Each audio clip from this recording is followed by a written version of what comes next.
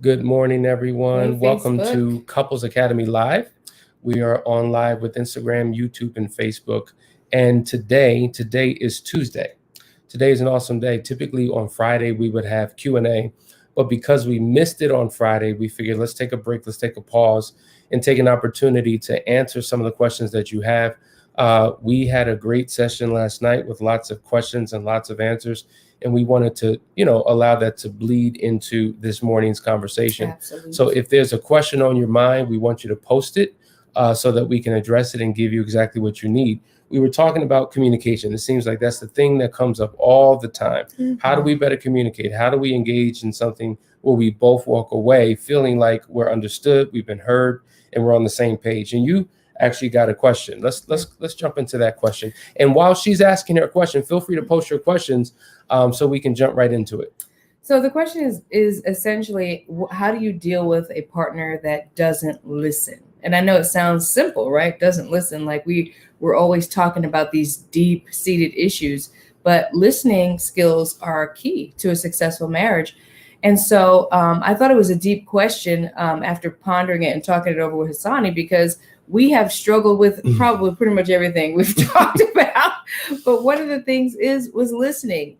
And I was like, okay, Hassani, let's get into a dialogue about this. Help me understand what was going on. So we talk about this whenever we're speaking about this scenario where he and I had a conversation about wanting to go organic, and we wanted to have all organic food. So we were like, we're going to start eating all organic fruit.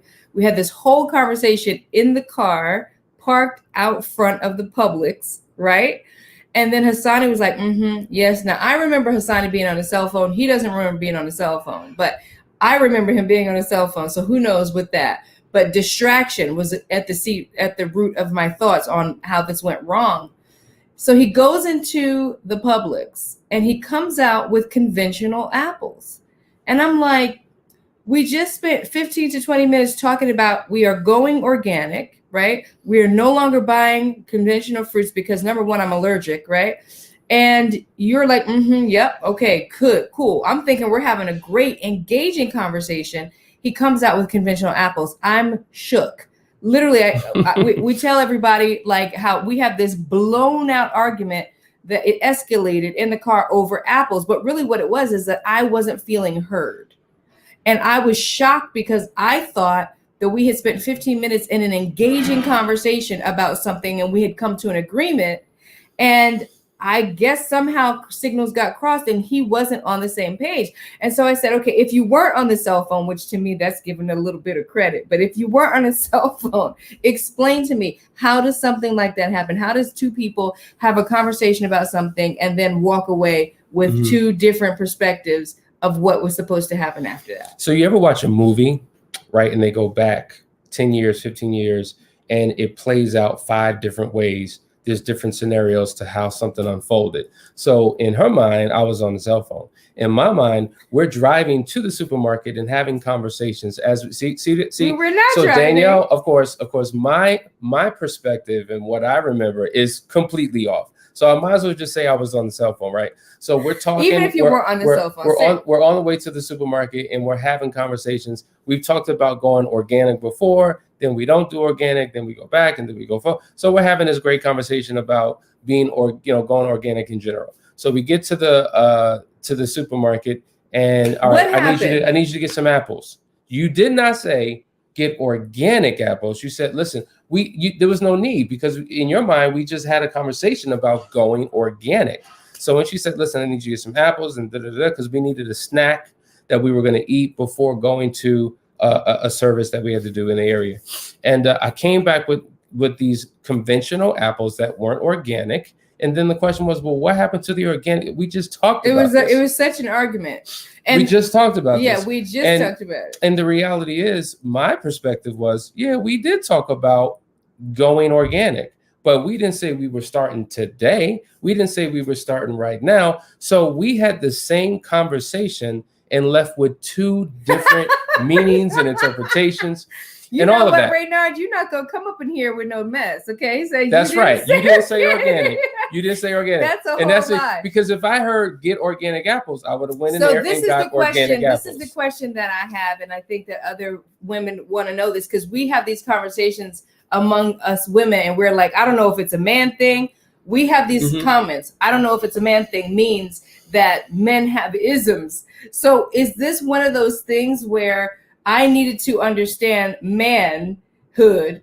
It requires that I say it again. Like, how many times do we have to say it? Like, ultimately, I think what needs to be answered is how did the singles get crossed, and how much can we do? Because I feel like a lot of times we feel like I've already told you. I have to check in with what I told you. Like the same thing with men, with women having to write a shopping list for men, right? Well, if I give you the shopping list and you still don't bring everything on my shopping list, that's different. Do I call you and say, hey? That's different. So first of all, before I answer that question, let's go hear what the people have to say. I hope you return the apples, Sasani. Nope, I did not. We ate Alicia. We ate them apples. I didn't. I'm allergic. I love you. We love you too. Listen, let's go here. Bunny, good morning. I have so many questions, but my main question, how do you deal with your husband when he is selfish with his money? He told me plainly his money is his money. We'll get there in a second. Yes. But now going back to the apples, in terms of, here's the reality. If things aren't crystal clear, like you can talk about a lot of stuff. We talk all day. We talk every day. We talk about so many different things. But can we put this in context real quick? We talked right before you go into the store to get the apples. And so to answer the question, help us, please. We did not say today we're starting. To me, that could have been, you know what? We're starting on Monday. You know how people start at the beginning of the month, the beginning of the week, the beginning of something. So it wasn't crystal clear. And so the point is, people come away with different meanings, different interpretations, different takeaways, and that I think is a problem. Like, so I think the key is checking in. So it wasn't that you weren't listening to me. It wasn't like that at all. I thought you just were not even in this whole conversation. Not you were checked all. out, daydreaming on the cell phone. So whatever I'm driving, checked out, unconscious. No, I'm fully in. Because I'm how did you miss that? So you were listening. I just needed to clarify more that I mean now. How many of you have had a conversation with your spouse and you two walk away with something completely different? Yes. It would be easy to say somebody's not thinking or somebody's not in or they're distracted. That could be an issue because a lot of people do multitask. Now, I will admit there have been times when we're communicating and I'm on my phone or on a computer and I'm like, you've been guilty of that too, being distracted. But when you're fully in, and you're actually having the conversation and you walk away with a completely different thing, that happens probably more often than not, because not only do men and women communicate differently, if you take any two people and bring them into a conversation, they communicate completely different. And I think that's what's important to understand. Thank you, Alicia. We're going to acknowledge that. Yes, Danielle, I would have been in the same scenario, probably itchy throat trying to eat those apples. This is Michelle from California. Good morning. Good to see you. Good morning from California. Ladies, make your questions in stone. So yeah, that's true. So the point is, we need to check in. Hey, did you? It's almost like, you do that now. And it's almost like the drive-through communication. Like when you're going through the drive-through and you place an order, they have to give the order back to you. Literally, weren't we just at the supermarket yesterday? I'm not supermarket, fast food spot, getting food for the kids. And I literally ordered something and she came back twice with a completely different order. And I'm like, is there something wrong with this? Like, no, that's not what I ordered.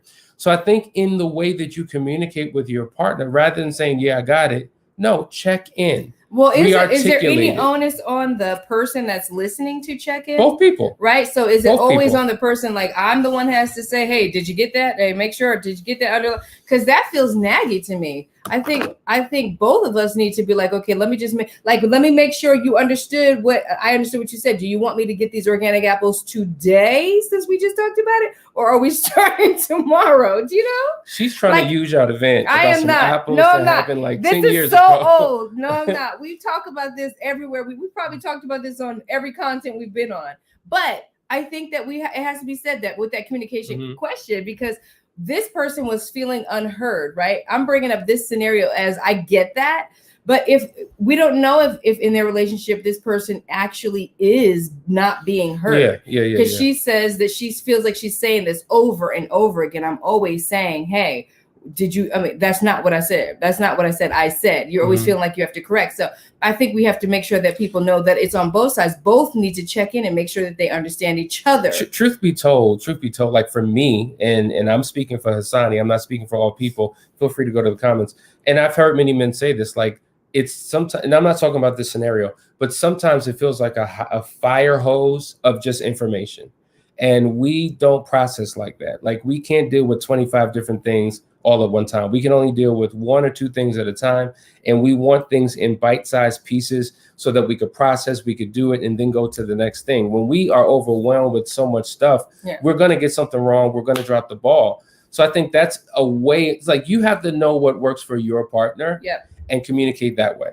Okay, let's go back to Bunny. She says, good morning. I have so many questions, but my main question, how do you deal with your husband when he is selfish with his money? He told me plainly, his money is his money. Ooh. Well, to me, the issue is this. You can't have a this is my money, this is your money mentality. That's a Dutch mentality. When you're living life Dutch, I got my bills, I got my savings, I got my goals, you got yours. You two can never come together and experience the power of partnership if you're living lives individually. There's a pretty decent book entitled One Bedroom, One Bank Account. Not implying that you can only have one bank account, but the point is it is a we, us, our mentality. And I think a lot of people, whether they've been married for 1 year, 10 years, are single-minded in the way that they function and process and operate. Independent thinking leads to independent behaviors, which is a love buster. It doesn't create a foundation for a harmonious, mutually beneficial relationship. Yeah, I agree. And I think there could be layers to that too, because who knows what's going on under your roof with your finances, right? Like, you know, if you do have joint money that comes together in some way, I'm sure if you're married, you are paying bills together. You have agreements. These are my bills. These are your bills that you're going to pay, whatever, however your setup is. A lot of couples have it that way where we just come together on the bills and then the money in this account is mine and this account is yours. So if that's the way that you've set it up and you're trying to tap into his money and he's not bothering you with your money, that could also cause conflict because, you know, a lot of times we like to spend and run out of our money and then we go tapping into our hubby's pocket because he is not as much of a spender. These are some of the scenarios that happen. As much as we believe in oneness with our money and stuff like that, not everybody believes that. Not everybody operates like that. So you have to check with what's going on within your relationship, how you've got your money balanced out and make sure that it's fair, right? Are we jumping into his pocket or is it, I make all the money, it's all my money, you ain't got no money, and that's just the way it is. That would be more of the questions I have to go deeper into that situation. Great answer. Here's another question from Lindsay. I love listening to you too. Always great advice. My question is, I think my husband is holding on to anger and resentment towards my infidelity. How can I help him and us move forward? This is a very common issue that we have with many of the couples that we work with. And that resentment, that bitterness, that frustration, that unforgiveness is there. And it is a process you have to go through. If you are attempting to do this on your own, then that's the first mistake. You have to get a third party, someone who's not emotionally connected or tied to you to help you through. I think that, and this is just natural. This just happens. If you were the one who was the offender, oftentimes there's a tendency to minimize what was done or to suggest we should be beyond this by now. We should be much further along at this point. And I think that there's probably some merit to that, but there's also some merit to what your husband's holding on to. So you need somebody who's detached and not biased or partial to either one of you to guide you both through a process, because there's checks and balances that need to happen on both sides. So whether that's going to a professional counselor that can guide you through a process, whether it's you two involving yourself in some type of intensive work, but I'm gonna tell you, you will remain in a stuck place unless both of you do something different. We've heard the term before, insanity is doing the same thing but expecting different results. So we can't rely on the same measures that we've used all along and expect something different to happen. So do something different, go seek some help, and I think that can make a major difference for you. We have lots of comments that are coming in from even before. Let's see, we got Aisha says, they never get it right at the fast food. LOL, yeah, these people literally heard you order like a soda and they said, did you want a coffee, egg, and scramble? You know, like it was, we were like, no, what? Now, either that could be the speaker it system, could be the speaker. or the fact that we're just not, I mean, that speaks to our listening skills, right? Yeah. So if it can happen with strangers, certainly it can happen in a relationship. We Actively listening feedback. Yeah, you're actively listening. It's just like, yeah, I got that. That makes sense. Okay, so what you're saying is right. That's active listening. Literally, and I mean, I don't say what you're saying is, but let me just make sure. So did you understand what I was saying? Like, I check in now because I don't want to be. I want us to move forward peacefully. I don't want to be frustrated. Yeah. So let me just take a few seconds that it takes for me to check in. Hey, Ann, good to see you from Nairobi. Let's see what else we got here. After the initial misunderstanding, what do you do if the clarification causes conflict? Well, I think that at first it will cause conflict. And that's why we say you got to take a break, take a pause, let the emotions subside, come back when you're in a better place. And if you try to have the conversation again and it's still going left, take a break, take a pause, come back. Like, you've got to create ground rules at the end of the day.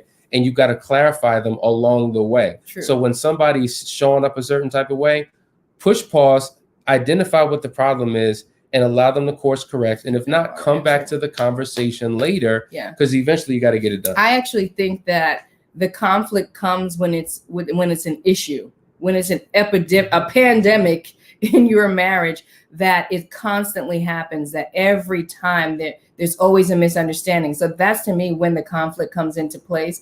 If you can resolve that by doing some of these tactics to avoid the misunderstanding, I think there'd be less conflict in the first place, because you can overlook somebody making a mistake, and it's just out of the blue. It happens. People make mistakes. We're not perfect. But when every time I say something to you, there's a misunderstanding and I'm not feeling heard, now there's conflict. Yeah, Saved by Grace is right. Like, if we are not talking to children, but sometimes it feels like it. Sometimes it does feel like that. Like I got to repeat myself 1,000 times with my child. Why do I have to feel like I have to repeat myself 1,000 times? And you're a grown adult man or a grown adult woman. And I think if we took more of a concerted effort to show up in the conversation the right way, 100% in, and then at the same time realize, wait a minute, where are my deficits when it comes to communicating? Like, some people process slow. Some people are just constantly talking. Like, you have to know what works in your relationship, because your communication dynamic may be different than mine. But there's nothing worse than feeling like I'm talking to a child. Yeah. And there's nothing worse than the one who's being talked to feels like they're a child because their spouse is talking to them like they're some parent. Right. So it works. It doesn't work both ways. And I think like this, ultimately every major issue that you have, for the most part, you kind of sweep it under the rug until it becomes like a cycle, right? Like, you see these things, these annoying things, they get on your nerves, but you really don't do much about it at first until you realize this is an issue. And usually when you realize it's an issue, you're at blow up stage. See, we like things to be perfect. We want everybody to walk the tightrope and never cuss you out, never have a bad day, all of that. And that's just not realistic. I just think that once we find out something is a problem and your spouse makes that clear to you through whatever means, if it ends up being a blow up, because it's just like, oh my God, this dude never listened to me, or this woman, she's doing the same thing over and over again. Then you put the principles in place. Then you listen and acknowledge that it's a problem, because if it wasn't, you wouldn't have this blow up in the first place. I think part of the problem is that when you bring these issues to your partner's attention, they dismiss it or minimize it. And it's not something that you need to minimize. You need to acknowledge it and fix it. That's right. Alicia says very detailed communication is necessary. And that's so true. And we always encourage people, listen, record the conversation, write it down, go back and listen to it again. Recording is good. That's really good. You can grab your cell phone and literally record it, because when you're in the conversation, your spouse can be talking, but you're building up a defense or a response in your mind and miss what they say. So you can actually, and that kind of addresses, I guess, your initial question. Like, you're in the conversation with the person, you're engaged in it, but you miss something. And that oftentimes can be true, because you're having internal dialogue while your partner's communicating, and you haven't abandoned for a moment what you're thinking, what you're feeling, what your response is going to be, to actively listen. And that's how we miss each other. So there's the external dialogue, but the simultaneous internal dialogue that mutes out what our partner's saying. So, wow, that's a good point. Here's another question from KG. As a Christian lady raised in a conservative Christian home, how can I honor and keep respecting my parents who think I'm in sin for being in an interracial relationship? That's a powerful question, and it's real. And I think that the problem is people have their own interpretations or misinterpretations of the word, and then want to project their interpretations or feelings or biases on other people.